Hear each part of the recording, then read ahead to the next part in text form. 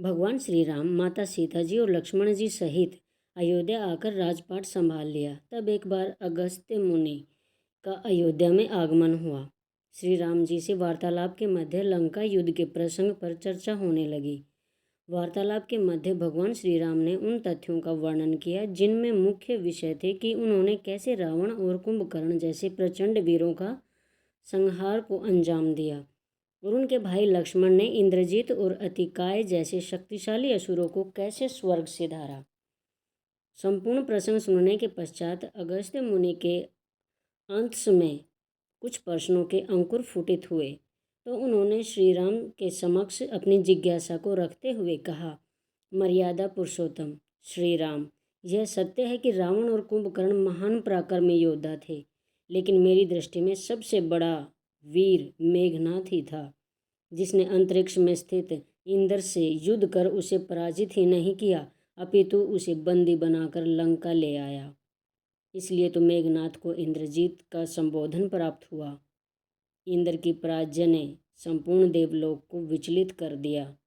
तब ब्रह्मा जी को मेघनाथ से मुक्त कराने के लिए स्वयं धरा पर आना पड़ा। धरा पर आकर उन्होंने दान के रूप में मेघनाथ से इंद्र को मांगा। तब मेघनाथ ने ब्रह्मा का मान रखते हुए इंद्र को मुक्त कर दिया और उसी इंद्रजीत मेघनाथ का लक्ष्मण वध कर दिया। इसलिए लक्ष्मण ही सबसे बड़ा योद्धा है। ऋषि के वचन सुनकर भगवान श्री राम को किंचित आश्चर्य नहीं हुआ, लेकिन भाई के रण कौशल और पराक्रम की प्रशंसा से वह प्रसन्न थे। फिर भी उनके मन में जिज्ञासा उत्पन्न हुई कि आखिर अगस्त्य मुनि ने ऐसा क्यों कहा कि इंद्रजीत का वध करना रावण से ज़्यादा कठिन व दुर्गम था। उन्होंने अपनी जिज्ञासा मुनि के समक्ष रखी।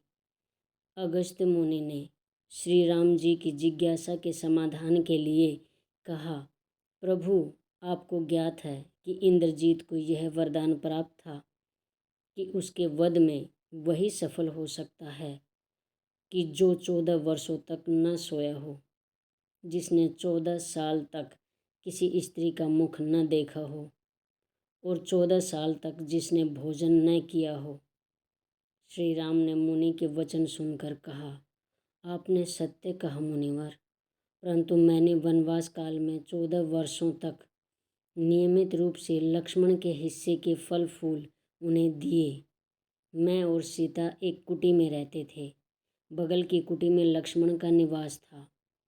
फिर कैसे संभव है कि उन्होंने सीता का मुख न देखा हो, 14 वर्षों तक अनिद्रा का पालन किया हो।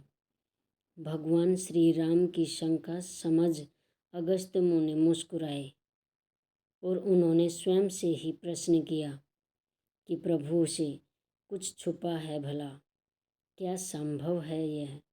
वस्तुतः सभी अयोध्यावासी सिर्फ श्री राम का गुणगान करते थे, लेकिन प्रभु की इच्छा थी कि लक्ष्मण के तप और वीरता की चर्चा भी अयोध्या के घर घर में होनी चाहिए।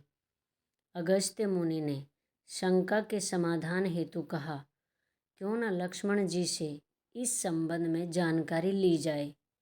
लक्ष्मण जी को संदेश भेजकर बुलाया गया। उनके आगमन पर प्रभु ने कहा, आपसे जो प्रश्न किए जाएं उनके सही और स्तरीय उत्तर दीजिए। परम पूज्य पिताश्री के आदेश पर हम तीनों 14 वर्षों के वनवास पर साथ गए और साथ रहे। फिर आपने सीता का मुख कैसे नहीं देखा? आपको आहार के लिए फल दिए गए, फिर भी आप अनाहारी कैसे रहे? और 14 साल तक आपने निद्रा का दमन कैसे किया? यह सब कैसे संभव हुआ? लक्ष्मण जी ने बिना समय बिताए तुरंत बताया, भैया, जब हम माता की तलाश में ऋष्यमुख पर्वत पर पहुँचे तब सुग्रीव ने हमें माता के आभूषण दिखाए थे। आपको स्मरण होगा भैया कि मैं सिर्फ उनके पैरों के नुपुर को ही पहचान पाया था। शेष आभूषण आपने पहचाने, क्योंकि मेरी कभी भी उनके चरणों के ऊपर दृष्टि गई ही नहीं। लक्ष्मण ने आगे कहा, 14 वर्ष नहीं सोने के विषय में भी जान लीजिए। आप और माता एक कुटिया में सोते थे। मैं रात भर बाहर धनुष पर बाण चढ़ाए पहरेदारी करता था। निद्रा ने मेरी आंखों पर कब्जा करने का प्रयास किया तो मैंने निद्रा को अपने बाणों से आहत कर दिया था। निद्रा ने हार कर स्वीकार कर कहा कि वह 14 वर्ष तक मुझे स्पर्श नहीं करेगी। लेकिन जब आपका अयोध्या आगमन पर राज्याभिषेक हो रहा था तब मैं आपके पीछे सेवक की तरह छत्र लिए खड़ा था। और आपको याद होगा कि राज्याभिषेक के समय मेरे हाथ से छत्र गिर गया था। कुछ पल रुक कर लक्ष्मण बोले, अब मैं 14 साल तक अनाहारी कैसे रहा यह भी जान लीजिए। मेरे लाए फल फूल आप 3 भागों में विभक्त करते थे। उनमें से एक भाग देकर आपने सदैव यही कहा कि लक्ष्मण फल रख लो। आपने कभी फल खाने के लिए नहीं कहा, तो मैं उन्हें आपकी आज्ञा के बिना कैसे भक्षण करता। मैंने उन्हें संभाल कर हमेशा कुटिया में रख दिया। सभी फल उसी कुटिया में अभी भी सुरक्षित होंगे। प्रभु राम जी और मुनि के आदेश पर लक्ष्मण जी चित्रकूट की कुटिया से वे सारे फलों को ले आए। उन फलों की गिनती की गई तो 7 दिन के हिस्से के फल गायब थे। फलों की संख्या कम पाकर प्रभु ने लक्ष्मण से प्रश्न किया, इसका तात्पर्य है कि तुमने 7 दिन तो आहार किया। लक्ष्मण जी ने फलों की कम संख्या के बारे में बताया, वह दृष्टव्य है। इन 7 दिनों में फल आए ही नहीं थे भैया। एक, जिस दिन हमें पिताश्री के स्वर्गवास होने की सूचना मिली। नंबर 2, जिस दिन रावण ने माता का हरण किया उस दिन फल लाने मैं गया ही नहीं था। नंबर 3, जिस दिन समुद्र की साधना कर आप उससे राह मांग रहे थे उस दिन था सबका भैया।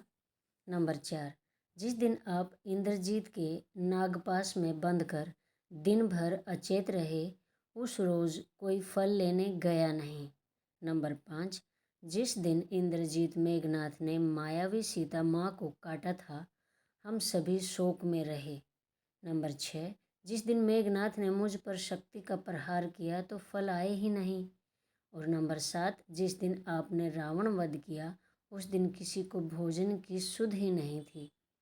भैया ऋषि विश्वामित्र से मैंने एक अतिरिक्त विद्या सीखी थी कि बिना आहार किए कैसे जीवन को सुरक्षित रखा जा सकता है। उसी के प्रयोग से मैं 14 साल तक भूख को नियंत्रित कर निराहार रहा। इसी का सुफल था इंद्रजीत संहार। लक्ष्मण जी की तपस्या के संदर्भ में सुनकर भगवान श्री राम ने उन्हें अपने हृदय से लगा लिया। जय श्री राम, जय सिया राम, जय श्री राम। और कमेंट में बताएं कि आपको ये कहानी कैसी लगी। धन्यवाद।